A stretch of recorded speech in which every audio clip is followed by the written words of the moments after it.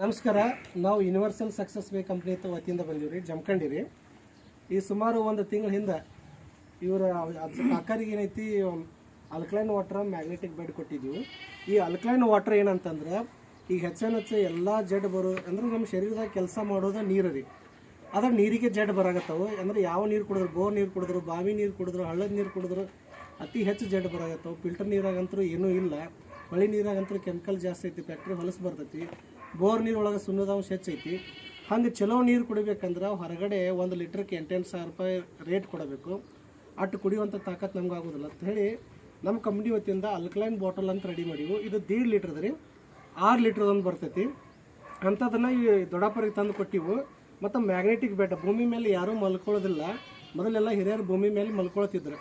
ಅಂದ್ರೆ ಭೂಮಿಗೆ ಅಷ್ಟು ಪವರ್ ಇತ್ತು. ಭೂಮಿ ಟಚ್ ಆಗೋದ್ರಿಂದ ಏನಾಗ್ತಿತ್ತು, ನಮ್ಮ ಶರೀರದಾಗ ರಕ್ತ ಸಂಚಲನ ಕರೆಕ್ಟ್ ಆಗೋದ್ರಿಂದ ಹಾರ್ಟ್ ಅಟ್ಯಾಕ್, BP, ಶುಗರ್ ಬರ್ತಿದ್ದಿಲ್ಲ, ಮೊಳಕಾಲು ನೋವು ಬರ್ತಿದ್ದಿಲ್ಲ. ಹೀಗಾಗಿ ನೆಲದ ಮೇಲೆ ಎಲ್ಲರೂ ಮಲ್ಕೊಂಡು ಬಿಟ್ಟಾರೆ.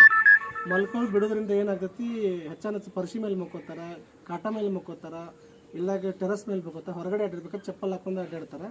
ಮತ್ತು ಆಗಿನ ಪವರ್ ಈಗ ಭೂಮಿಗಿಲ್ಲ. ಹಂಗೆ ತಿಳ್ಕಿಸಿನ ಎಲ್ಲ ಮನುಷ್ಯನ BP, sugar, asthma, joint pain, back pain, kidney stone ಅವು ಎಲ್ಲ ಬರಾಕತ್ತಾವು. ಹಂಗೆಲ್ಲ ಬರಬಾರ್ದಂತ ಈಗ ಮ್ಯಾಗ್ನೆಟಿಕ್ ಬೆಡ್, ಅಲ್ಕಲೈನ್ ವಾಟರ್ ಅಂತ ರೆಡಿ ಮಾಡಿವು. ಇವು ಸುಮಾರು ಒಂದು ತಿಂಗಳ ಹಿಂದೆ ಈ ದೊಡ್ಡಪ್ಪರಿಗೆ ಮ್ಯಾಗ್ನೆಟಿಕ್ ಬೆಡ್ಡು ಅಲ್ಕಲೈನ್ ಕೊಟ್ಟಿವು. ಅದ್ರ ರಿಸಲ್ಟ್ ಅವ್ರಿಗೆ ಹೆಂಗೆ ಬಂದೈತೆ ಅಂತ ನಾವು ಸ್ವಲ್ಪ ಕೇಳ್ತೀವಿ. ದೊಡ್ಡಪ್ಪರ ನಮಸ್ಕಾರ ರೀ. ತಮ್ಮ ಹೆಸರು ರೀ? ಶಂಕರ್ ಸೋರ್ಸಿ. ಮೂಡಲ್ಗಿ.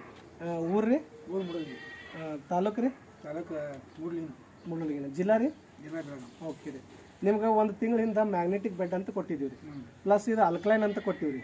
ಈ ಮ್ಯಾಗ್ನೆಟಿಕ್ ಬೆಡ್ಡಿಂದ ನಿಮ್ಗೆ ಏನೇನು ಇದು ಮನುಷ್ಯತ್ರಿ ಮೊಣಕಾಲ ನೀರು ಸರಿ ಆಗ್ತಿಲ್ಲ, ಅದು ಆಗೈತಿ, ಎಲ್ಲ ಬಿಡಬಾಡೈತಿ.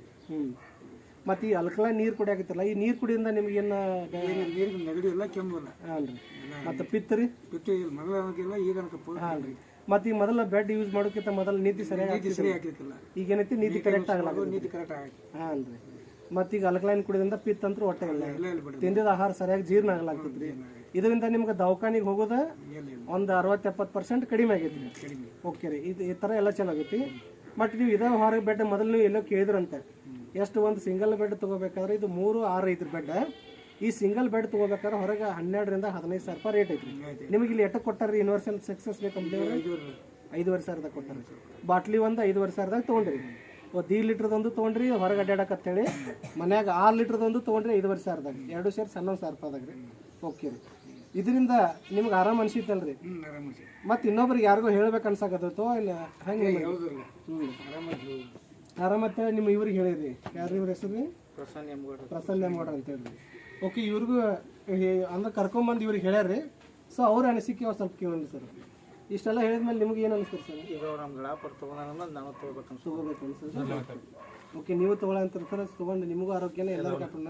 ಯಾಕಂದ್ರೆ ಈಗ ಜಗತ್ತು ಹೆಂಗಾಗೈತೆ ಅಂದ್ರೆ ದವಾಖಾನಿ, ಗುಳಿಗೆ, ರಾಸಾಯನಿಕ ವಸ್ತುಗಳ ತಿಂದು ಎಲ್ಲ ಶರೀರ ಬಾದಾಗಿವ್ರಿ.